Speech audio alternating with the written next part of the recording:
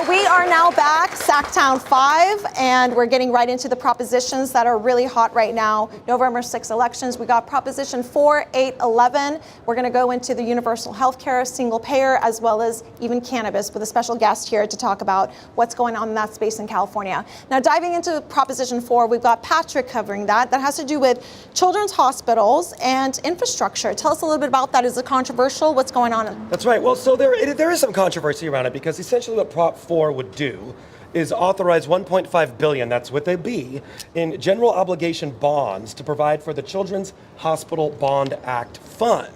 What proponents of the prop are saying is that these funds would be used to award grants to hospitals, children's hospitals, for construction, expansion, renovation, new equipment projects. Right. So on the head, it sounds like it's a great idea, a great concept. Well, what the people that are opposed to it are saying is that the only hospitals that are truly going to benefit from this proposition are the folks funding the Yes on the Proposition campaign. So it gets a little sticky when we talk about that. But it's not really controversial at the end of the day, is it, Rob? I mean, at the end of the day, this is something that we all believe that is going to actually pass. Well, I think it's going to pass. And by Right. the way, it's worth pointing out that Dan and mine's favorite baseball announcer, Vin Scully, is doing the ads for this campaign. Oh. Very good. Dodger Blue. But Is that why it's going to pass? that you know, it's one of the reasons You I think think so? it will. Yeah. But you know, people want to vote for this type of thing. There is a question though: is this taxpayer-backed bonds Right. that go to specific hospitals, and when maybe they should be out in the private equity markets looking for money instead of the tax? Well, at the end of the day, it's what, 2.8 or 2.9 billion dollars that the state has to pay back over a span of 35 years. So that's one piece that people are taking into consideration. And the other thing that, you know, the state can only have so much bonded debt, Right. right? So there's a lot of different issue, you know, variety of issues that we do debt for. And so does this really fit into what the state should be doing? It's fair to ask that question and contemplate that before casting. It's completely It's passive. completely Vote passive. against sick It's kids. children, it's hospitals, all you need is animals, and we're in. It's Vin Scully. That's it. We already had one, the cat. You earlier. vote against us, we'll figure out who you are. Exactly, well, no. Well, there are 13 hospitals. I believe about 70% or roughly of the money would be going to about 8 of them. The remaining are going to affiliations of children's hospitals and so forth across the state. I agree with you, Dan. I think it's totally passing, and it's Sick not a kids. controversial one. Absolutely. But it has to do with infrastructure. You got to remember that. And that's the whole thing. Renovating infrastructure. That's needed. Modernization. Kids need That's infrastructure needed. so Yeah. they can be in the Buildings. hospital. So moving on to the next proposition, that is a very hot one, Proposition 8. I've heard both sides. There's I mean, Rob and I were fighting over it even earlier today when we were discussing this topic. He was going to unplug you. But that's why he's not covering it. I'm going to have Dan cover it. No clean blood for you. So Dan's going to cover this one, Proposition 8. This one has to do with dialysis and labor, right? Yes. So here's the reality. What Prop 8 basically is there are maybe 5 or 6 companies that do all the dialysis in California. Now, good or bad, this state, we're getting heavier, we're getting more obese. People are more dependent upon dialysis. It is a fact of their lives. And for good or bad reasons, people need this service. And so what the proposition proposes to do is to organize these workers, put standards on how many nurses per patient they can have, and really try to put them more professionalized, organized by the Service Employees International Union, UHW.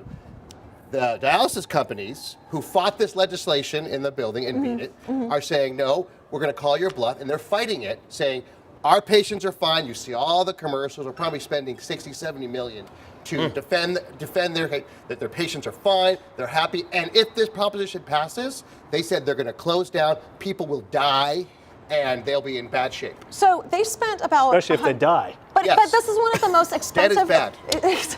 Well, anyways, this is one of the most expensive propositions that's Yes. on the ballot in the entire United States this year. They've spent about $105 million combined Yeah.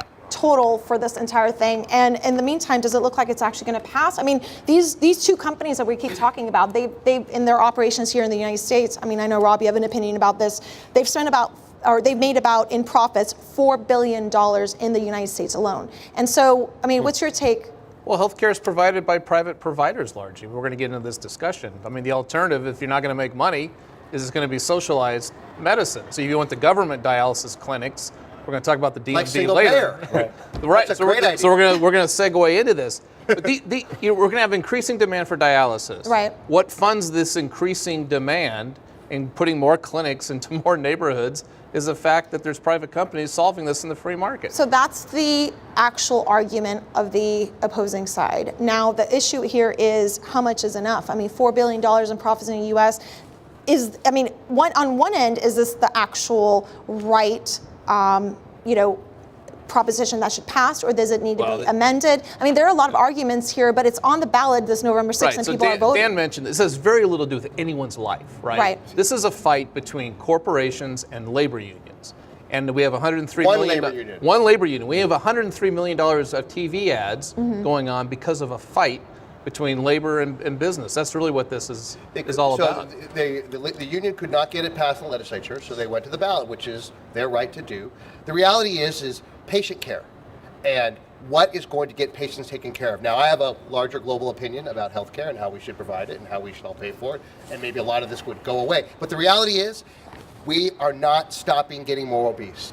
If we stopped eating badly, we stopped taking a better care of ourselves, dialysis would not be a problem. So, but going back to the proposition itself, November 6th, is this going to pass or is this going to fail? What's going on? I mean, I'm looking at data that shows that it's actually the voters are favoring it. And what is that really going to mean? I don't think the California Democratic Party supports it 100%. They unanimously endorsed it. The numbers in my polls I've seen look very tight. My view, I don't think it passes. I don't either. In fact, according to my Hulu account, all the ads I see are no. And you got big heavyweights like the California Medical Association that are on that no side. So they're certainly doing a lot of grassroots advocacy work on But it. SEIU is a strong union. They have a lot of workers. They have a voice, and they do speak for a lot of people who never get to speak for themselves. Well, I guess we're going to stay tuned and watch what's going on with Proposition 8. It is one of the hottest ones. People are voting, and it's going to actually have a pretty big impact if it does pass. But going on to the next proposition, this is also another one that Dan is covering. This is Proposition 11. That, again, has to do with labor, but it has to do with ambulance company, right? AMR? This is another battle, labor versus business. So when you are, most ambulance companies are private companies, right? So when you have 12-hour shifts, when you are out there as a ambulance worker, you are expected to have a break. Right. Like any other company, especially in this kind of business, you get a break. Well, the ambulance company says, well, we don't want you to have that free break. So if you get a call, you have to get off your break and go. Now again, I think we should be working as much as we can, but the reality is these calls aren't to get a kitty out of the tree, or that big kitty out of that tree. These are emergency situations, these are dead people, these are things. And what basically it is the companies don't want to hire more workers. So for that half hour you get for your meal break, they say you should be on call and we shouldn't hire more people. So AMR spent $2.8 million putting this on the ballot, and they spent another $5 million actually promoting it. Yep. And I mean, again, there's pending lawsuits, about $100 million. Yep. There's another potential future $100 million in lawsuits. So the return on investment for these guys, if it does actually go in their favor, is great.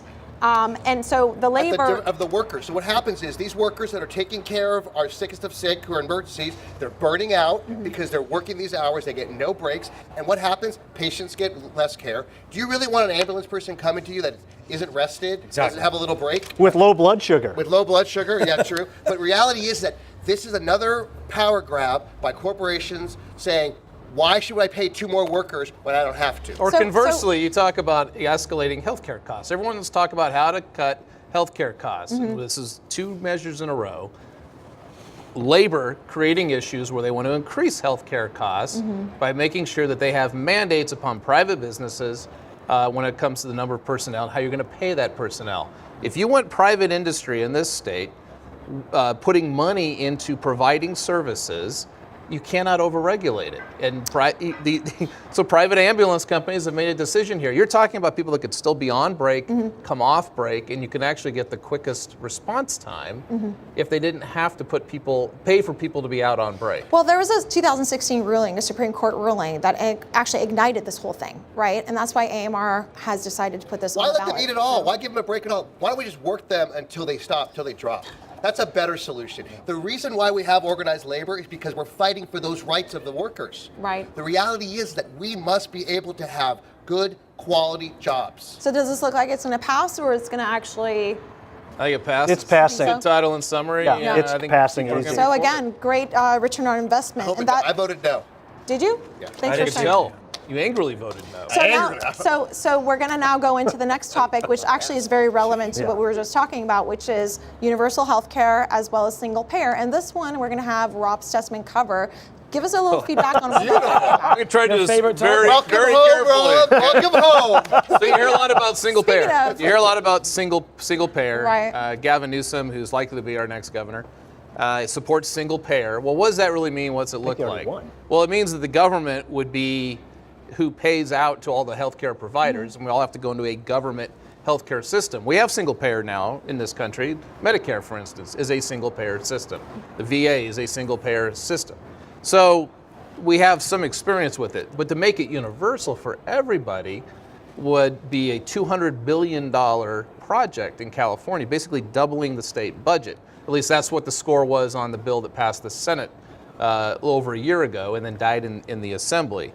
So what I think you're going to hear Governor Newsom talk about once he is sworn in is that we got to wait, because you really can't have single payer in any state without the cooperation of the federal government. So look for the politics of this to become a Newsom versus Trump type of political narrative in 2019. But also being And California. 2020, hopefully, right? And 2020. Right. Well, I think that's what Newsom's going to talk about. This is part of what's at stake in the presidential race. So it's a matter of just waiting to see what happens next, post November 6th elections. Don't expect much to happen at all except more political rhetoric. Yeah. So those are, but I mean, the cost, like you were saying earlier, that's the billion-dollar question at the end That's of the the day. $200 billion question. $200 billion Yeah. question. How do you pay for it? So, and on that same note, we're going to actually go to another hot topic that is actually very relevant, which has to do with vape pens.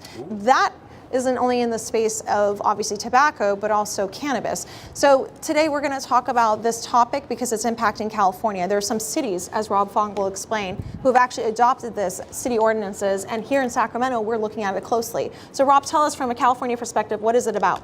Sure. So the city of San Francisco went to the voters and they overwhelmingly passed a flavored tobacco and flavored tobacco products ban, which means that in the city and county of San Francisco, it is illegal to buy or sell any flavored tobacco products or any flavored vapor products, which is all vapor products. But people can still buy them online or Right, but cities that you are not- cannot buy it physically at a store in San Francisco. And they can still smoke it in the Yeah, cities, that like is in right. San That Francisco. is They right. They go just to can't. Fremont and buy it. So anyway, so what's happened is other counties and cities are looking at this and they're taking a look at adopting it. Some have.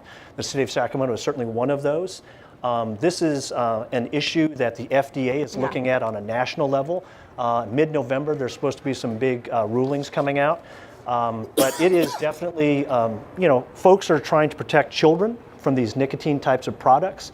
But at the same time, the industry is trying to figure out how to protect choices for adults who can responsibly use those things. How much regulation is enough? At the end of the day, if we're saying, look, kids, you can't buy it in this city, you think that's going to hold them back from going online or going to other cities? But Like here's the issue. Here's the issue is this, and this is old history. The tobacco companies have, for generations, tried to entice young people to smoke, whether it be with fancy smells or these vape products. So that's the argument again by banning that. right. I'm not saying I agree with that, but that has been their MO. These are not your friends. These are not your I neighborhood-friendly get that, grocers. but Dan, That's at the not end always of true, though, Dan, to me, because you look at some of the, for example, the vape shops that are here Right. in Sacramento. These are locally I mean, owned tobacco businesses. companies. I mean, tobacco. Sure, in the but when you past. talk about outlawing vape instruments in general, that does have an effect on the local economy in some capacity. And that's where I was going to go with it too. Yeah. Well, and if we hate smoking, Ban it. I mean, I have friends that have used vape as a cessation. Yeah. Mm-hmm. That's actually a alternative to large smoking. part of the market now. But how much? Okay, Rob, how Yeah. much of an impact to the bottom line to our city if in Sacramento, right? If it were to pass, what are we looking at in numbers? Well, some of the numbers I've seen for 2017, $111 million in change was spent on That's flavored huge. tobacco products and vapor products. Wow. And then another $20 million was spent while those purchases were being made. So That's $1.5 basically, billion in tax revenue So the we're city just shooting accepted. ourselves in the foot if north we of end that, up actually adopting this as a law here in Sacramento. I mean, if we end up actually sending that business to other cities or even online. Well, there'll certainly be a windfall for the county in the short Right. term, but I Right. think that we've got a smart mayor and council, and I know that they've challenged everyone to kind of come up with something that's an alternative to an all-out ban to see if there's a way to absolutely protect minors, but kind of also protect the merchants and the consumers who are of age who'd like to use the product. Nicotine is a destructive, addictive drug. And that's the issue But that a lot of these guys have. But Dan, at the same time, there are other drugs, even prescription drugs. What are we going to end up doing? Start banning everything in cities No, individually? but this is one way to stop this drug. Well, the tough thing though is, in California, if you're 21 and over, it's legal to buy and use cannabis. Right. It's legal to buy and use alcohol. It's legal to buy and use cigarettes. So why now are we drawing the line on vapor products? Absolutely. If that's That's kind of the argument.